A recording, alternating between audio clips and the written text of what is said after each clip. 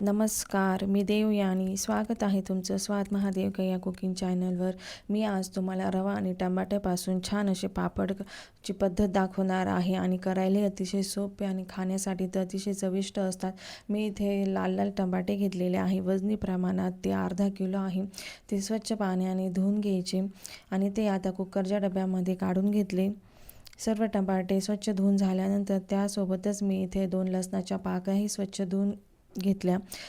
आता मी इथे 4 बेडगी मिरच्या घेतलेल्या आहे. या कलरसाठी आहे, यामुळे पापडाला खूप छान कलर येतो. त्याही मिरच्या स्वच्छ धुवून घेतल्या. आता मी त्यामध्ये 1 चमचा मीठ टाकून घेतलेला आहे, त्यामुळे टमाट्याची साल लवकर निघतात. इथे मी कुकरला लावून 2 शिट्ट्या करून घेतल्या. मी इथे 1 वाटी रवा घेतलेला आहे. वजनी प्रमाणात 300 ग्रॅम आहे आणि बाकीचे सर्व साहित्य 1-1 चमचा आहे. जिरा, ओवा, पापड खार, चवीनुसार मीठ आणि सफेद तीळ. आता मी सर्वात अगोदर इथे रवा भिजत घालणार आहे. इथे कमीत कमी अर्धा तास तरी रवा भिजला पाहिजे आणि इथे आपण रवा भिजवताना थोडं पाणी जास्त टाकायचं आहे, त्यामुळे जे रव्यामध्ये काही कचरा असेल तोही वरती तरंगतो आणि रवाही चांगल्या प्रकारे भिजला जातो. तुम्ही बघू शकता मी इथे भरपूर असं पाणी टाकून घेतलेलं आहे. आता हा रवा एका बाजूला भिजत ठेवला आणि तोपर्यंत आपलं कुकरच्या शिट्ट्याही झाल्या आणि कुकरही थंड झालेला आहे. तुम्ही बघू शकता आपल्या इथे टमाटे खूप छान प्रकारे शिजलेले आहे. सर्वात अगोदर मी इथे मिरची आणि लसूण मिक्सरमध्ये एकदा वाटून घेणार आहे. आता आपल्या मिरची आणि लसणाची पेस्ट तयार झालेली आहे. आता आपण त्यामध्ये सर्व टमाट्याचे साल काढून त्याची एक पेस्ट तयार करून घेऊ.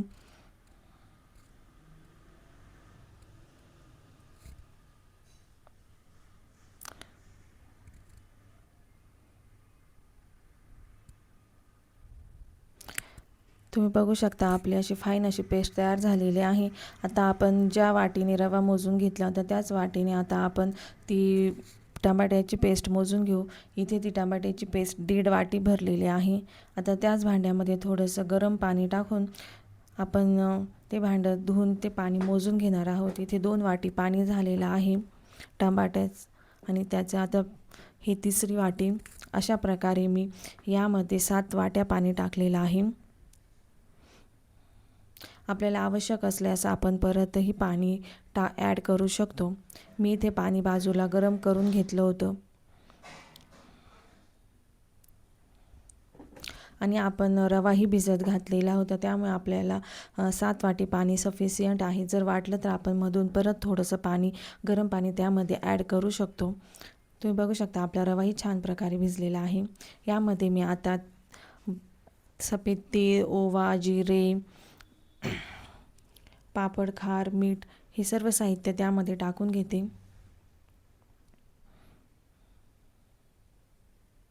चवीनुसार मीठ. आता आपल्याला हे चाटूने हलवत जो रवा आपण भिजत ठेवलेला होता तो थोडा थोडा करून त्यात ॲड करत जायचा आहे. त्यामुळे हे रव्याच्या गाठी तयार होत नाही आणि आपले पापडही खूप छान तयार होतात.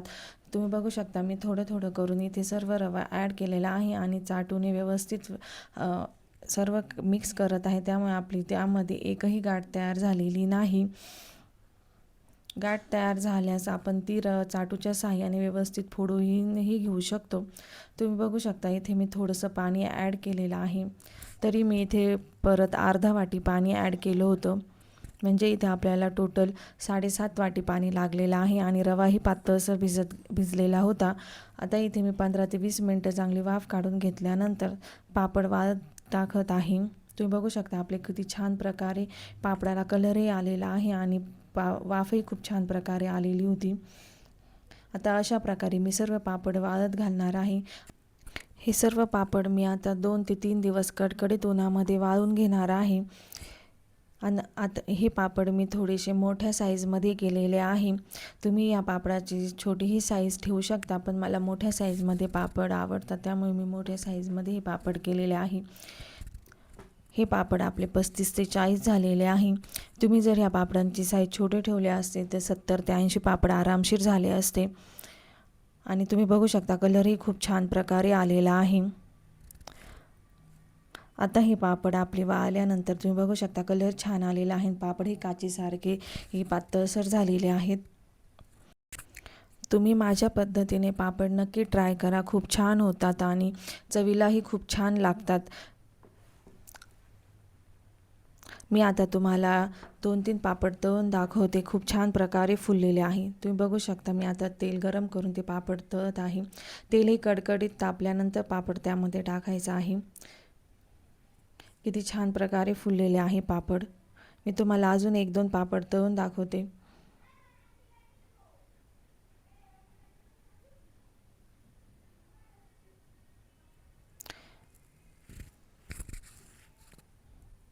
तुम्ही बघू शकता आपले पापड किती छान प्रकारे फुललेले आहे. तुम्ही सुकले वाळलेल्या पापडाचा आणि तळलेल्या पापडाचा डिफरन्स बघू शकता. आणि आपले पापड हे किती खुसखुशीत झालेले आहेत. तुम्हाला जर ही रेसिपी आवडली असेल तर व्हिडिओला लाईक करा, शेअर करा, सबस्क्राईब करा आणि माझ्या पेजला फॉलो करायला विसरू नका.